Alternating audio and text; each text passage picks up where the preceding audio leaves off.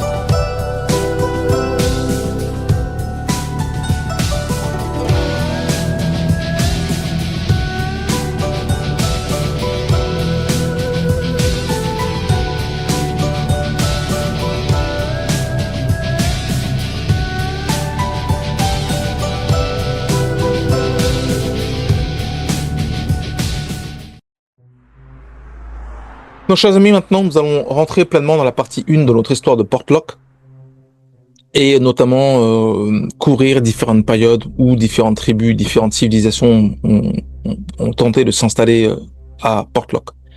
Donc, dans l'histoire de l'Alaska, peu d'histoires sont aussi troublantes et mystérieuses que celle de Portlock. Située sur la côte éloignée de l'Alaska, dans la péninsule de Kenai, comme nous l'avons vu dans l'introduction, ce village paisible cachait un secret sombre qui a duré des siècles, laissant derrière lui des espoirs abandonnés et un mystère inquiétant. Donc commençons maintenant avec la période britannique.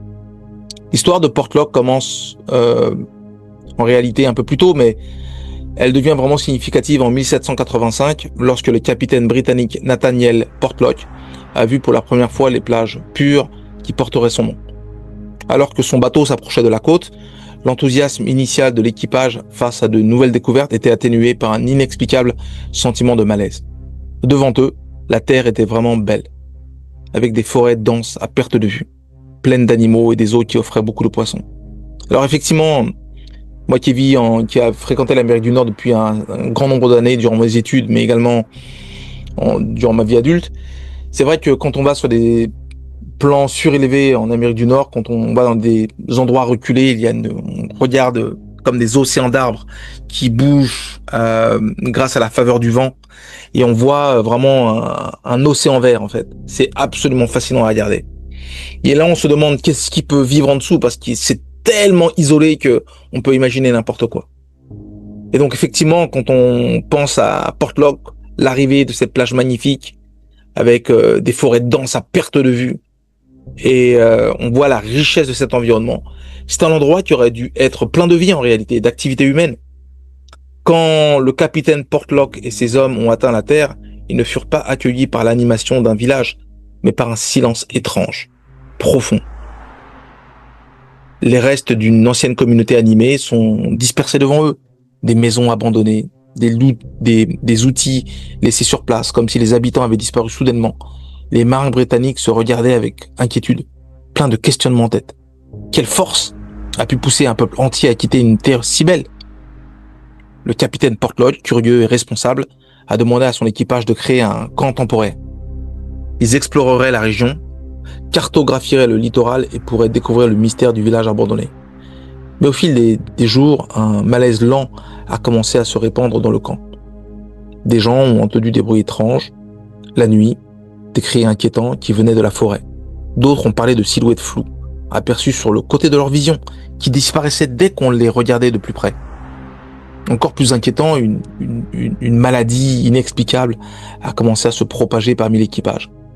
Des hommes qui se portaient bien quelques jours auparavant se retrouvaient maintenant avec de la fièvre, traversés par des cauchemars intenses qui les perturbaient et les déstabilisaient. Le médecin du navire ne savait pas comment expliquer l'éruption soudaine de cette maladie. Ces remèdes n'étaient pas efficaces contre cette maladie étrange, alors que la maladie se propageait et que les événements troublants se multipliaient. La peur envahit les marins du camp, des hommes qui avaient affronté des tempêtes et des batailles sans broncher, et maintenant ils sursautaient aux ombres, parlaient à voix basse, l'air était lourd, comme si la terre ne voulait pas qu'ils soient là. Il n'a pas fallu longtemps avant que l'équipage demande au capitaine Portlock d'abandonner l'expédition. Effectivement, il y avait même quelques disparitions de personnes dont on ne retrouvait pas la trace.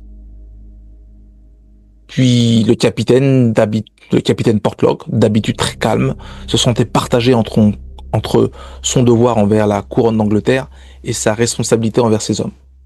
En réfléchissant à cette décision, il avait l'impression d'être observé par quelque chose de vieux, d'ancien et d'incompréhensible, caché juste au-delà de ce que l'on pouvait voir. Il y avait toujours cette forêt qui était parsemée de brume et qui faisait ressentir quelque chose de très mystérieux. Finalement, avec les disparitions qui commençaient à arriver, des gens qui disparaissaient dans des conditions extrêmement étranges, finalement, la sécurité de son équipage a primé sur ses explorations. Le capitaine Portlock, avec un cœur lourd, a donné l'ordre de démonter le camp et puis finalement de partir. Le navire s'éloignant des côtes inquiétantes de Portlock, les hommes poussèrent un soupir de soulagement. Cependant, leur épreuve avait laissé une empreinte profonde dans leur esprit, une sensation persistante d'avoir touché quelque chose qu'ils ne comprenaient pas. Avec à la fois ces disparitions, mais également ce sentiment, ce bruit de fond consistant qui était là présent, qui pénétrait la tête et le corps. Ce que le capitaine Portlock et son équipage ne savaient pas en prenant la mer, c'est qu'ils n'étaient pas les premiers à être victimes des forces mystérieuses qui semblaient protéger les côtes de Portlock. Seulement 6 ans avant, plus tôt, en 1779, il y avait eu cette période espagnole que nous allons voir maintenant.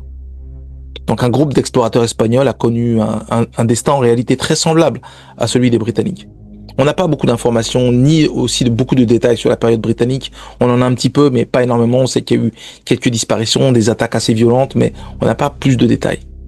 Mais l'expédition espagnole, dirigée par un navigateur expérimenté dont le nom a été oublié par le temps, était arrivée à Portlock avec l'espoir de créer un nouveau poste pour la couronne espagnole. Tout comme, Cuba et Hispaniola et l'île d'Hispaniola qui donnera Haïti et la République dominicaine ont été trouvés au tout début en 1492 et les conquistadors se sont éparpillés et se sont étendus à travers l'Amérique du Sud. Comme l'équipage du capitaine Portlock sur la période britannique qui aura lieu 6 ans plus tard, ils avaient aussi été d'abord attirés par la richesse naturelle de la Terre et sa beauté naturelle. Ils ont commencé effectivement très vite à construire un petit village, plein d'espoir pour un nouveau départ, mais en réalité, ils comptaient même s'installer. Parce que l'élan de conquête espagnol commençait un petit peu à ralentir. Il y avait ce besoin de vouloir peut-être trouver un moyen de s'installer quelque part, finalement de quitter même la couronne espagnole et s'installer quelque part. Mais il n'a pas fallu longtemps avant que les explorateurs espagnols ne commencent à vivre les mêmes problèmes troublants que ceux qui allaient ensuite toucher les Britanniques. Ils ont dit avoir entendu des cris étranges venus de cette forêt qui était tout le temps embrumée, surtout la nuit, des sons qui ne peuvent pas être classés, ni totalement animal, ni totalement humain. Puis certains hommes ont dit avoir vu de grandes ombres se déplacer entre les arbres, toujours juste en périphérie de leur vision. Et avec le temps, certaines disparitions ont commencé à avoir lieu. Des attaques violentes d'entités qui ne pouvaient pas, qu'ils décrivaient comme des grandes entités poilues, grandes, très fortes physiquement. Et avec le temps qui avançait, ces disparitions qui commençaient à se répéter, les colons espagnols se sentirent pris par une peur inexplicable. Même les plus courageux d'entre eux ressentaient une peur constante qui ne les quittait jamais.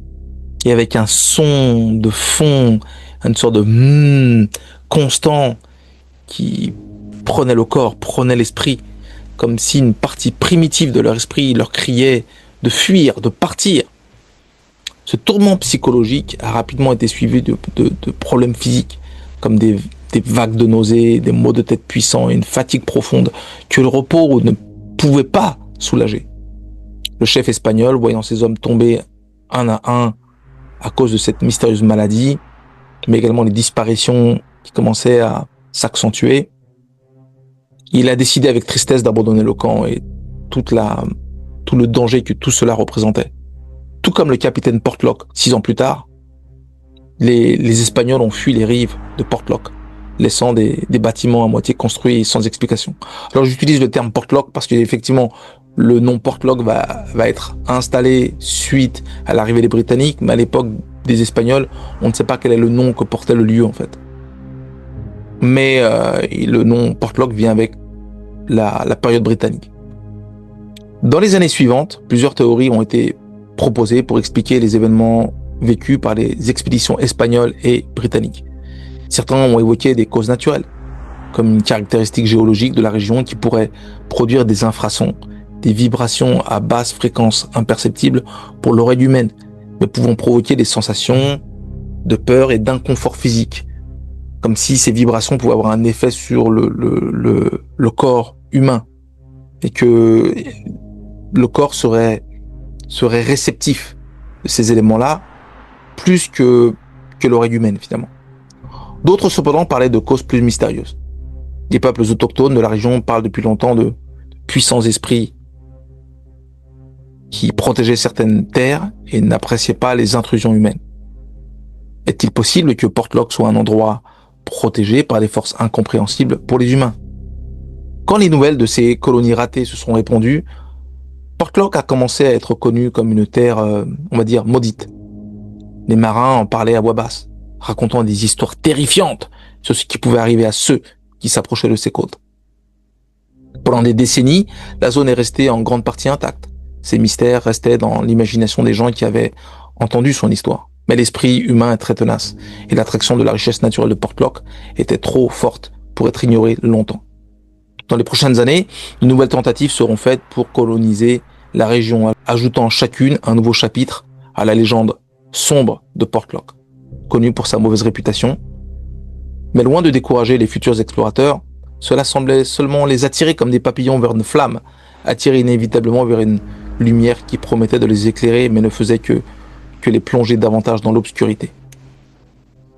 Au début du 19e siècle, Portlock était un symbole de l'inconnu, montrant qu'il y avait encore des endroits sur Terre que même les scientifiques ne comprenaient pas. Malgré les progrès de l'exploration, ces rives, autrefois témoins des espoirs et des rêves des colons, seraient différentes. Maintenant, ils restaient silencieux et menaçants, attendant que le prochain chapitre de son histoire troublante se dévoile, tandis que la légende de la malédiction de Portlock se répandait, chuchotée dans les tavernes et autour des feux de camp. La Terre semblait attendre, cachant ses sombres secrets sous la surface. Ce n'est qu'en 1867, donc on va dire presque 100 ans plus tard, qu'un nouveau groupe de colons a osé affronter la mauvaise réputation de cette région côtière de l'Alaska. Alors maintenant, nous allons continuer avec la période Sugak. La période Sugak, comme vous le voyez, peut s'écrire de deux manières, S-U-U-G-A-K ou bien S-U-U-G-A-C. Le peuple Sugak est une communauté nomade qui semble être une tribu associée aux Inuits, connue pour sa force et sa capacité à s'adapter, est arrivée sur les côtes de Portlock plein d'espoir et de détermination. Ils avaient l'habitude des difficultés. Leur mode de vie nomade leur avait appris à comprendre la terre et à respecter ses humeurs. Quand ils ont posé les pieds à Portlock, ils ont ressenti un mélange d'excitation et d'inquiétude. Les histoires de la malédiction de la terre leur parvenaient. Mais les Sugak étaient fiers et croyaient en leur capacité à se déplacer dans les mondes physiques et spirituels. Au début, on avait l'impression que la malédiction de Portlock avait enfin été levée. Les Sugak ont trouvé que la terre était aussi belle que les anciennes histoires le disaient. Il y avait beaucoup de gibier dans les forêts, l'eau était pleine de poissons et la terre était bonne pour leur culture. Avec le temps, les Sugak ont commencé à penser que les esprits de la terre les avaient acceptés, voyant leur lien fort avec la nature. Ils ont construit leur maison, créé des zones de chasse et ont commencé à s'installer. Les enfants jouaient sur la plage, riant alors que le silence inquiétant qui avait entouré les premiers habitants semblait bien loin. Les anciens de la tribu parlaient d'une nouvelle époque, où leur peuple serait heureux, sédentaire, dans cette terre que d'autres avaient peur d'explorer. Mais avec l'arrivée de l'automne et des jours plus courts, un léger changement a commencé à se faire sentir dans le village des Sugak. Tout a commencé par des chuchotements parmi les chasseurs, des histoires de traces étranges découvertes au fond de la forêt, trop grandes pour appartenir à un animal connu. Certains ont parlé de sensations étranges en étant dehors, l'impression d'être observé avec des bruits aux alentours, sans pour autant distinguer qui était à l'origine de ces bruits. Au début, les anciens prenaient ces histoires de sensations d'être observés par des yeux invisibles pour de simples superstitions. Peut-être à cause des vieux contes sur la malédiction de Portlock, ce qui s'était passé dans les périodes précédentes. Mais avec l'arrivée de l'hiver qui apportait des nuits longues et des vents forts, les rencontres devenaient plus fréquentes et plus effrayantes.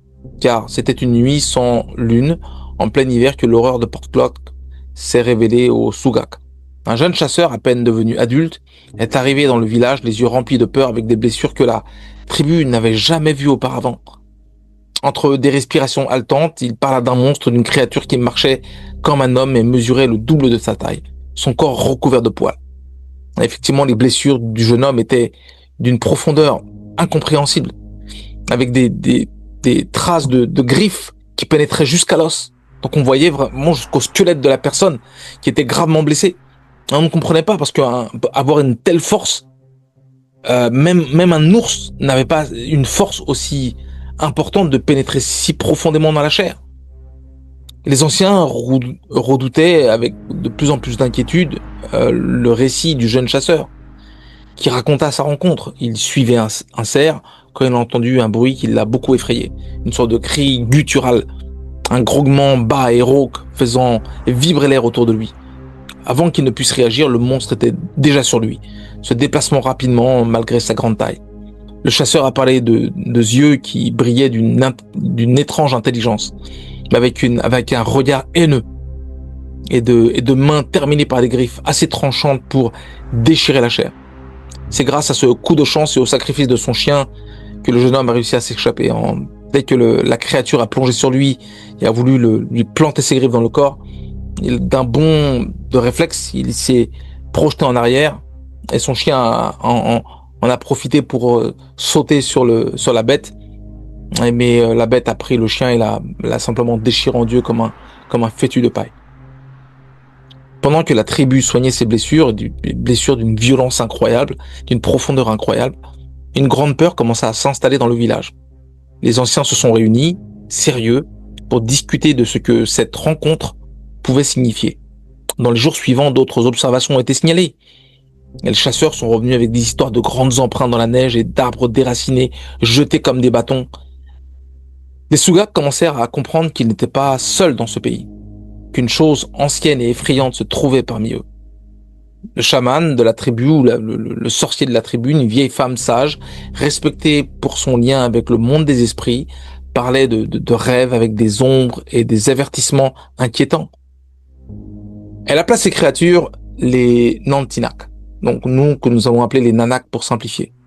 Un mot qui signifie à peu près géant cannibale dans la langue Sugak. Selon ces visions, les Nanak n'étaient ni totalement de ce monde, ni complètement séparés de celui-ci. Elles étaient les gardiens de la terre. Une race tellement ancienne qui étaient quasiment parmi les premiers occupants de la terre. Des esprits anciens devenus réels pour protéger leur territoire des humains. Au fur et à mesure que l'hiver avançait, les attaques devenaient plus fréquentes et plus audacieuses. Les Nanak qui restaient cachés dans la forêt s'approchaient de plus en plus du village Sugak. Et les attaques nocturnes devenaient fréquentes. Avec ces monstres qui enlevaient du bétail et dans certains cas terrifiant des gens, les Sugak, qui avaient vécu de nombreuses difficultés en se déplaçant, parce qu'ils étaient des nomades à l'origine, avant de devenir sédentaires à Portlock, ont été confrontés à une peur qu'ils n'avaient jamais connue auparavant. Leurs armes semblaient inefficaces contre les Nanak, et leur défense traditionnelle ne servaient à rien face à une telle force et intelligence surnaturelle. Désespéré de comprendre ces créatures, la chamane Sugak a essayé de communiquer avec les Nanak en faisant des rituels et des sacrifices, mais ses efforts semblaient simplement les irriter davantage. Lorsque la chamane rentrait dans la forêt pour faire des donations, pour faire des offrandes, les Nanak réagissaient en prenant les offrandes et en les jetant au loin et en poussant des cris d'une fureur incroyable, n'agressant pas la chamane, parce qu'ils sentaient que la chamane était positive dans son approche, mais ils refusaient toute communication ou toute forme de deal avec les humains. Après une nuit très difficile où 3 villageois ont disparu encore à nouveau, sans laisser de traces, en laissant juste des traces de sang et puis des éléments qui sont éparpillés dans tous les sens, brisés de manière inconsidérée, la chamane est sortie de sa transe. Avec un ton sérieux, les Nanak ont traité les Sugak d'intrus et ont décidé de ne pas se reposer tant que les humains ne seraient pas chassés de leur terre, car cette terre était sacrée pour eux. Et cette forêt brumeuse, qui était le répertoire de leurs ancêtres, ils en étaient les gardiens. La tribu devait faire un choix difficile, soit partir, soit mourir. Car les Nanak ne s'arrêteraient pas jusqu'à ce qu'ils aient tué les Sugak l'un après l'autre.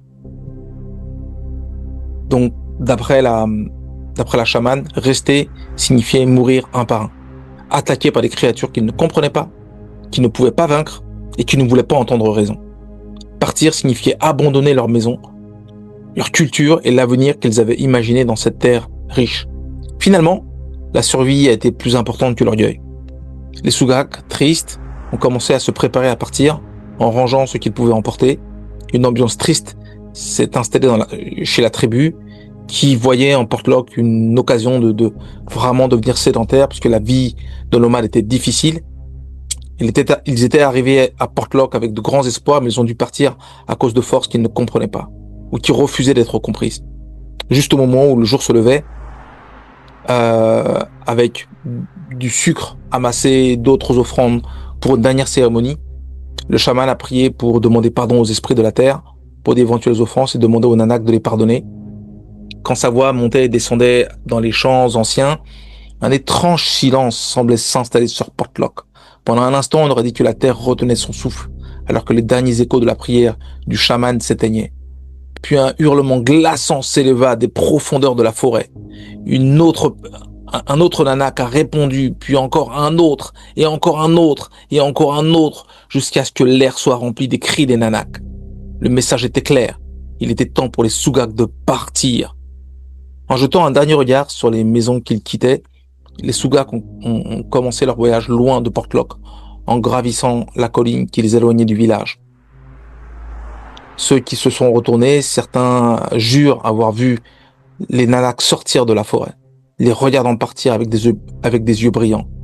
L'histoire de cette rencontre avec les Nanak de Portlock se raconterait de génération en génération, en s'amplifiant au fil du temps.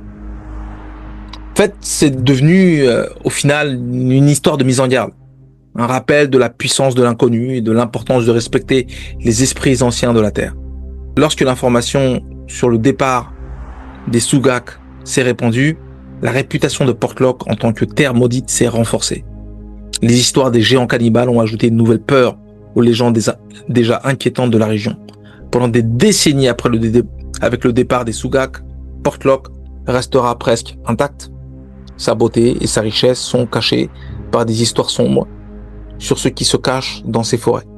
Même lorsque la légende grandissait, la curiosité de ceux qui l'entendaient augmentait aussi. Pour certains, l'histoire des Nanak était un défi, un mystère à résoudre.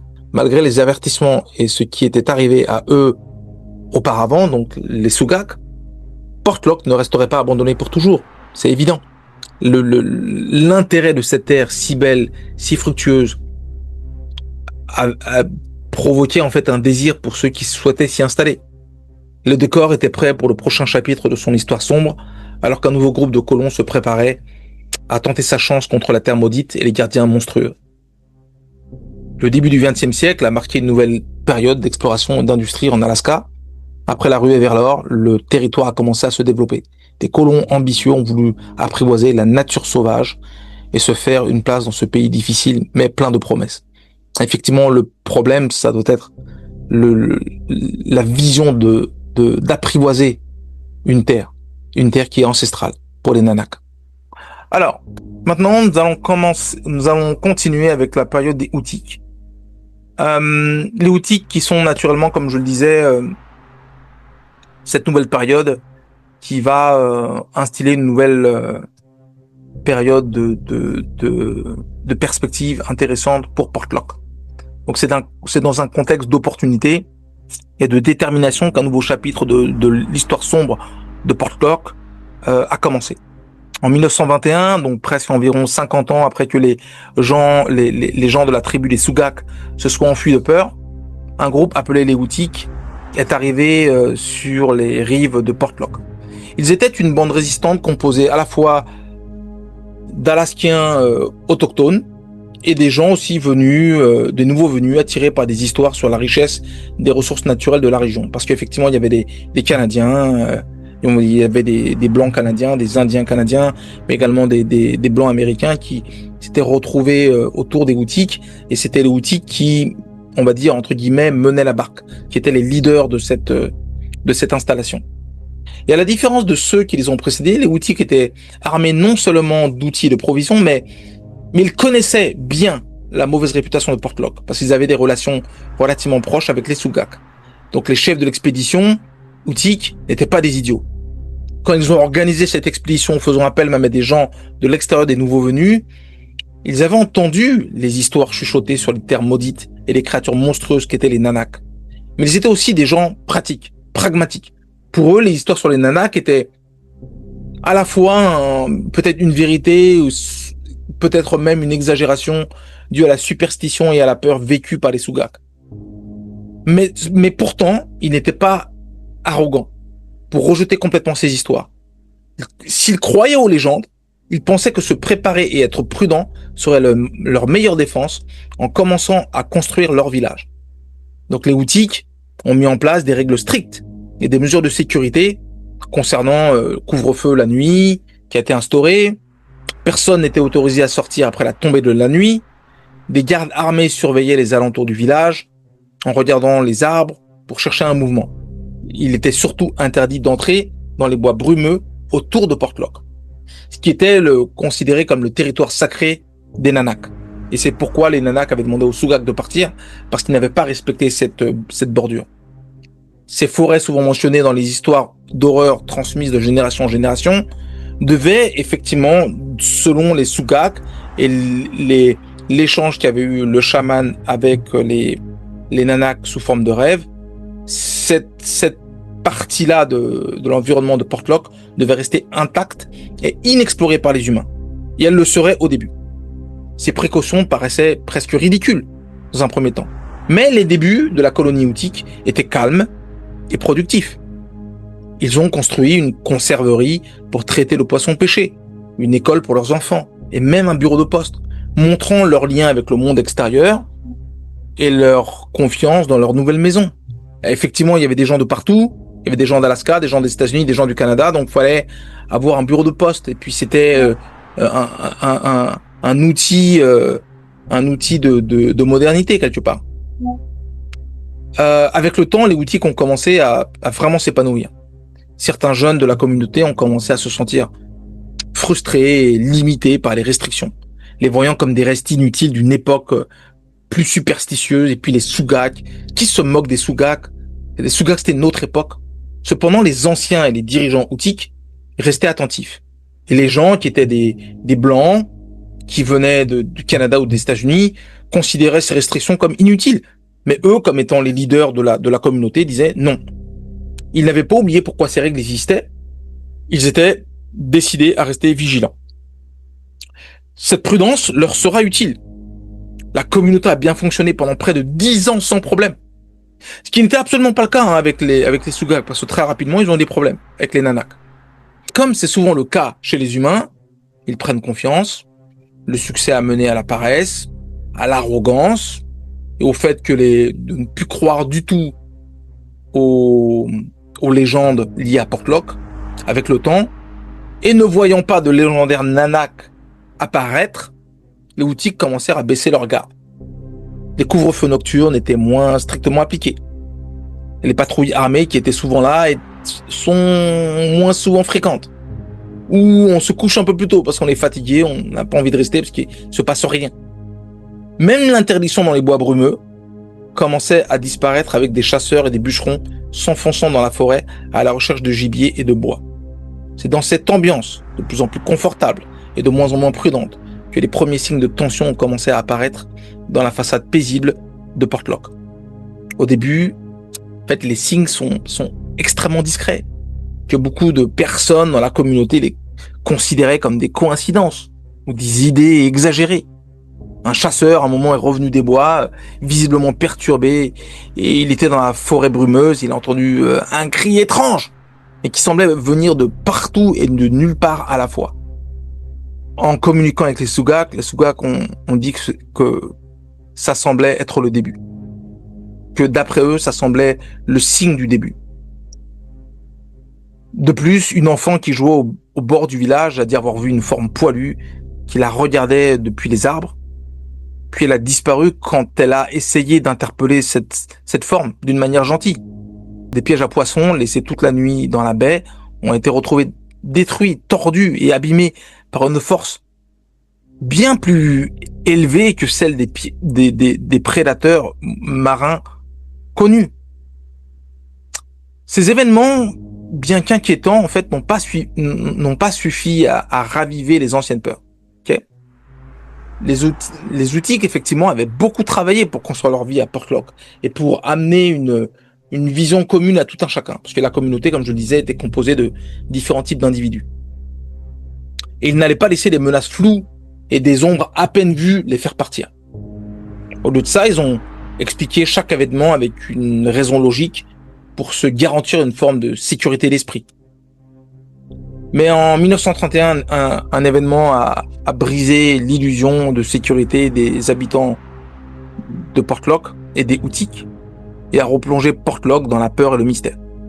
Andrew Kemblock, un membre respecté de la communauté et un bûcheron expérimenté, s'est aventuré plus loin dans la forêt que quiconque ne l'avait fait depuis des années.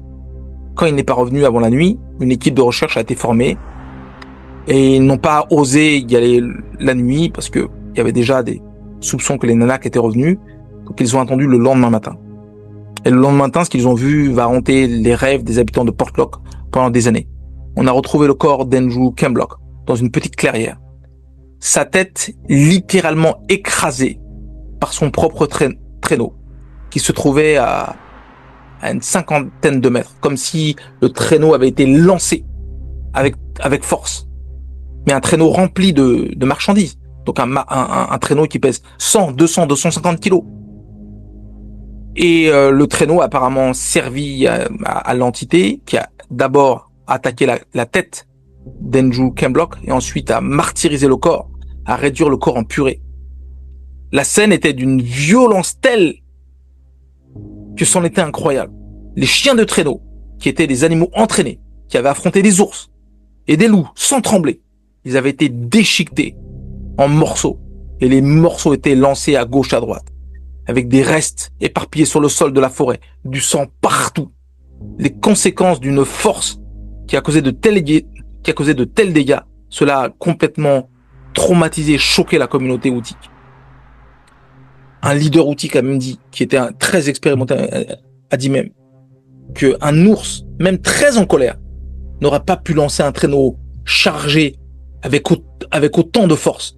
C'était incommensurable.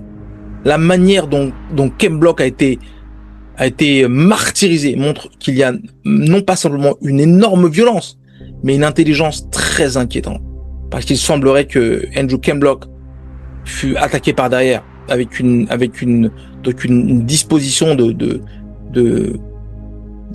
c'était une attaque, préméditée, avec une forme de préméditation.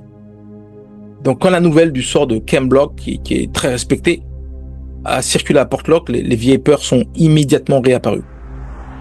Et les Sugaks leur ont averti que c'est mieux de partir maintenant parce que les choses vont s'accélérer. Et effectivement, les histoires des Nanak, qui n'étaient plus que des contes de fées pour effrayer, pas des contes de fées, mais des contes horribles pour effrayer les enfants, sont devenues soudainement très importantes et inquiétantes. Les Houtiques se rendirent compte que les légendes étaient peut-être plus que de simples histoires. Après la mort de Kemblock, la communauté a cherché à rétablir les mesures de sécurité strictes qui les avaient protégés au début. Le couvre-feu a été appliqué strictement. Les patrouilles armées ont été doublées. Personne n'était autorisé à rentrer dans la forêt seul, la forêt brumeuse. Peu importe l'heure. Plus de personne ne pouvait y aller. Mais il semblait qu'une fois réveillés, les Nanak, qui représentaient la peur de Portlock, ne pouvaient pas être facilement contrôlés. Dans les mois suivants, il y a eu de plus en plus d'incidents et extrêmement violents. Des chasseurs ont retrouvé d'énormes empreintes humanoïdes dans la neige, bien plus grandes que celles que tout animal connu. Du bétail a disparu des enclos qui semblaient avoir été déchirés par des mains extrêmement puissantes. Peut-être ce qui est le plus inquiétant avec les observations, c'est l'histoire de Tom Olsen, un pêcheur réputé pour son calme et son doute envers les vieilles histoires. Lui, il considère que l'histoire de Kemblock, c'est un ours Kodiak, qui est un des plus gros ours dans la race des ours. C'est l'un des plus gros ours, juste devant le grizzly, en dessous de l'ours blanc. Et ce pêcheur réputé pour son calme a rencontré quelque chose sur la plage. Il décrit une grande créature marchant sur deux jambes, comme un homme, mais mesurant plus de 2,50 m, près de 3 mètres de haut. Bien qu'il ait un fusil, il voit une ombre dans la brume. Et il avance vers une cabane où il avait mis des pièges à poissons. Et il avance avec son fusil et en apercevant la créature, Olson est paralysé par la peur. Il n'arrivait même pas à lever son arme, alors que la créature le regardait avec des yeux qui brillaient d'une intelligence étrange et une mimique qui semblait relater d'une haine envers les humains. Mais au lieu de l'attaquer, la créature a fait demi-tour. Il semblait que la créature ait reconnu que Tom Olsen avait une arme. Au lieu de vouloir l'affronter, il a préféré faire demi-tour. Et à mesure que ces rencontres étaient devenues de plus en plus fréquentes, une peur évidente s'installait à Portlock.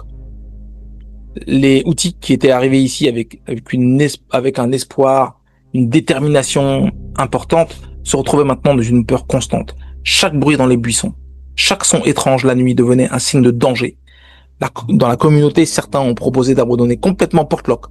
Maintenant, ils ont décidé, les Sugak leur dit ça ne s'arrêtera pas. Donc certains disent, il faut qu'on parte. Comme ceux qui étaient partis avant eux, qui étaient les Sugak. D'autres qui ne voulaient absolument pas renoncer à leur vie ont demandé des mesures plus strictes pour se protéger, en disant « ça a marché avant, peut-être cela remarchera à nouveau ». Les suggestions allaient de couper complètement les arbres autour du village, à essayer de parler aux créatures et de les calmer, car elles semblent les voir comme des intrus. Alors effectivement, c'est un des points qui est le plus important, c'est que la manière dont, c'est ce qu'un chaman Sugak a encore essayé de faire d'avoir une communication à la fois spirituelle et aussi physique en allant dans la forêt brumeuse faire des offrandes. Et dans ses songes et dans ses communications spirituelles, les Nanak ont expliqué que les hommes sont des entités dépourvues de spiritualité, méchantes, vicieuses, qui ne comprennent pas que la vie sur Terre, c'est de vivre en harmonie avec la nature. Nous vivons en harmonie avec la nature depuis des millions d'années. Et aujourd'hui, nous refusons de partager quoi que ce soit avec les humains. Donc les humains, ils viennent sur notre territoire. Pendant un temps, ils respectent nos terres. Et quand ils ne les respectent plus, ils doivent partir. Et donc clairement, les Nanak voient les Houtiques comme des intrus qui doivent partir.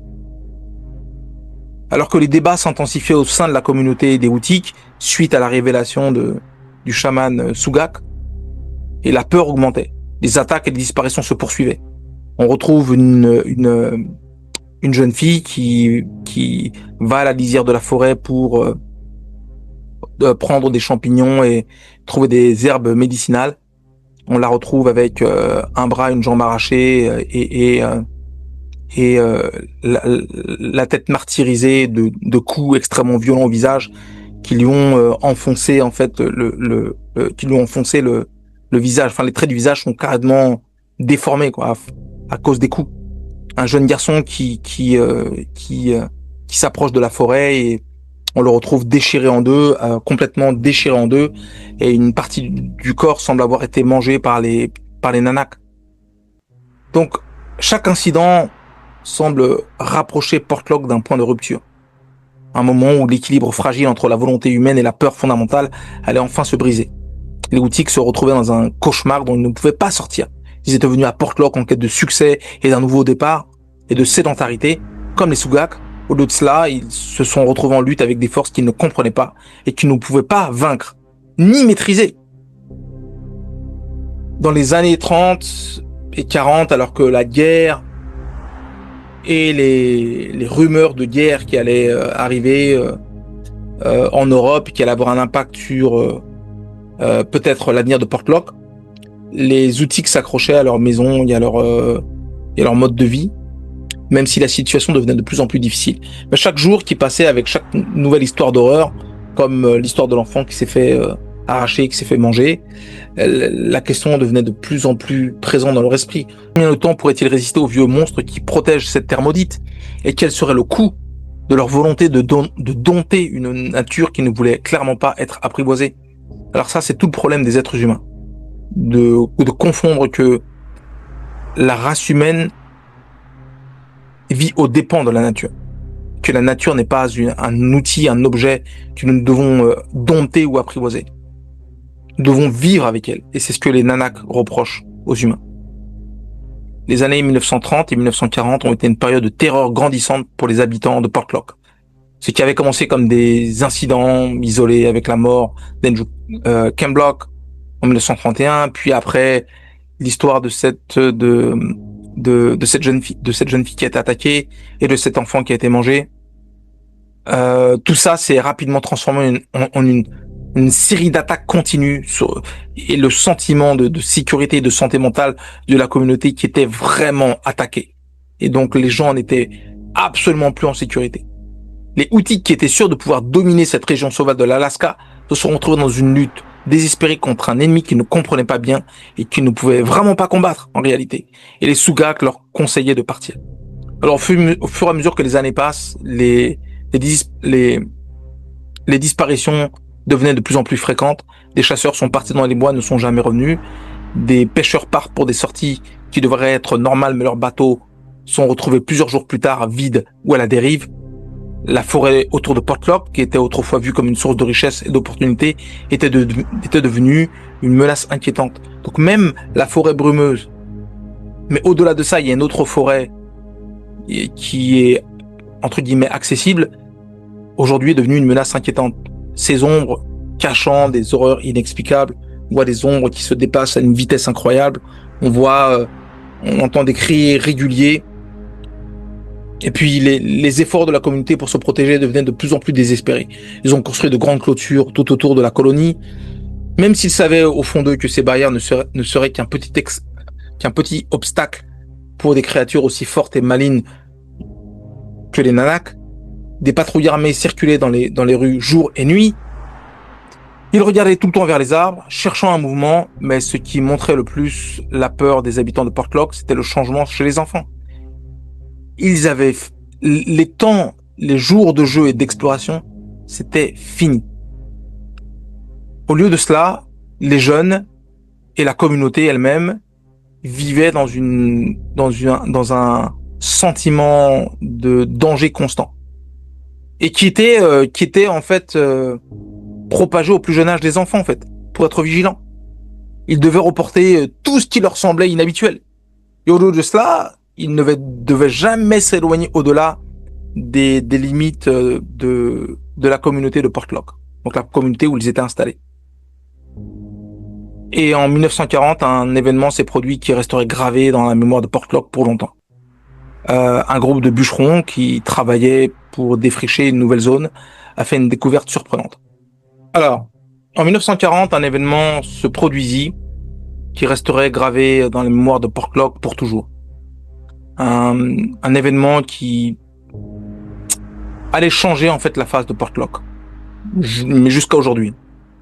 Un groupe de bûcherons qui travaillait pour défricher une nouvelle zone a fait une découverte surprenante. Au cœur de la dense forêt, ils découvrirent un groupe d'arbres enfoncés dans le sol à l'envers, leurs racines pointant vers le ciel, tels des doigts noueux et accusateurs. La scène était si bizarre, si totalement étrange que dans un premier temps, les bûcherons ne purent que rester là à regarder incrédules. Lorsqu'ils recouvrirent enfin leurs esprits, ils firent leur rapport à la communauté, des débats animés ont éclaté. Certains ont avancé l'hypothèse que cela devait être le résultat d'un phénomène naturel étrange, peut-être une tempête de vent exceptionnellement puissante ou une particularité du sol. En revanche, certains y voyaient une preuve indéniable de l'existence des Nanaks et de leur immense force naturelle. Des experts externes ont été sollicités pour examiner les arbres inversés. Cependant, aucun n'a pu fournir une explication satisfaisante. Mais c'est un... Bon, chers amis, pour faire une petite conclusion de notre partie 1 du hors-série concernant Portlock. En conclusion, il est vrai que Portlock demeure un lieu aujourd'hui où la frontière entre la légende et la réalité reste floue. Les récits autour du Sasquatch ou Nantinak, ou on réduit en l'appelant Nanak, nous montrent comment cette créature est perçue non seulement comme un mythe impressionnant, mais aussi comme le gardien de terres sacrées, protégeant leur intégrité contre des humains qui, trop souvent, nient le respect dû à la nature et aux esprits qui l'habitent. Cette vision, où l'esprit du Sasquatch se manifeste par la domination et parfois la violence, soulève des questions profondes sur le rapport de l'homme à l'inconnu et au territoire. Donc, dans le prochain épisode de Missing 411, nous élargirons cette réflexion à travers l'étude du phénomène Missing 411, encore une fois, avec les liens qui sont ténus avec le Sasquatch, quelle pourrait être son explication et quel est le rapport finalement que l'homme de manière ancestrale peut avoir avec cette entité cousine de la race humaine. Et afin de continuer à explorer comment ces figures mythiques s'inscrivent dans notre rapport culturel et spirituel à la nature, et aussi à notre développement personnel. Je vous retrouve donc dans l'épisode 11 de Missing 411. Donc maintenant, c'est la fin de la partie 1. Nous nous retrouvons dans 2 semaines pour la partie 2 où nous continuerons l'histoire de Portlock et nous achèverons ce hors-série.